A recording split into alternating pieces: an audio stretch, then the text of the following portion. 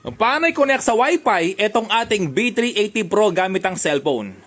Kung bibili ka nito, kailangan may idea ka kung paano ito gamitin i-connect sa inyong cellphone sa Wi-Fi. Kahit malayo ka na sa abroad ay pwede mong gamitin at napakalinaw po nito. Ito po yung SD card na kasama. Kailangan kapag go-order ka, kasama yung SD card para compatible sa kanyang panggagamitan. At ipasok mo lang dito mga repairman, no? Okay? So ito po ay kasama sa in-order po natin to, kasama yung SD card. Ngayon, ilalagay na po natin sa kanyang plug dito. Pero bago 'yon, meron po akong plug dito.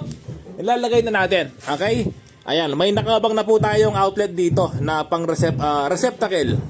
Makalipas ang ilang minuto, merong sasabihin na wait for connection. Ibig sabihin ay okay na. Ngayon, magpunta ka sa Play Store para mag-download ng B380 Pro. Tapos, i-search mo lang at in-download. Ngayon po, meron na po tayong naka-download dito. Ito, yung B380 Pro. I-click mo lang yan. Okay, open mo lang. Ngayon, gawa ka ng email tsaka password. Kapag nakagawa ka ng email tsaka password, ay okay na. Ito na po yung camera natin, no, na napakarami. Okay, ngayon po, mag-a-add tayo ng camera dito sa kanyang plus sa bandang right side na may kulay red. Tapos, add camera. Okay, pag nag-add camera ka, ay ito ang inyong makikita. Tapos, ito, i-click mo yung Wi-Fi camera. Tapos, pag-click ng Wi-Fi camera, ito po ang inyong QR code. Yung QR code, lalabas po dyan kasama ang inyong Wi-Fi tsaka password, no? Ilalagay nyo po yung inyong Wi-Fi tsaka password. Tapos, confirm mo yan, mga repairman, no? Ayun. Tapos, itatapat mo yung camera sa cellphone, no? Kailangan po, ayan, no? Dali, ikot natin.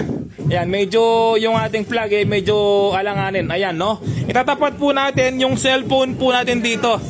Okay, meron pong nagbabanta rito, kaya medyo maingay, mga repairman. Ayan, so wait lang po natin, no? Kailangan nakatapat po yung cellphone po ninyo sa camera. Ayan, para ma-scan niya. Okay, so wait lang po natin. Ang ingay po dito, meron pong nagpa-practice. Ayan, so wait lang po natin. Babasahin niya po yan, no? Okay, wait lang po natin. Malayo ng konti kapag ayaw basahin. Ayun, kailangan malayo ng konti. Ayan, no?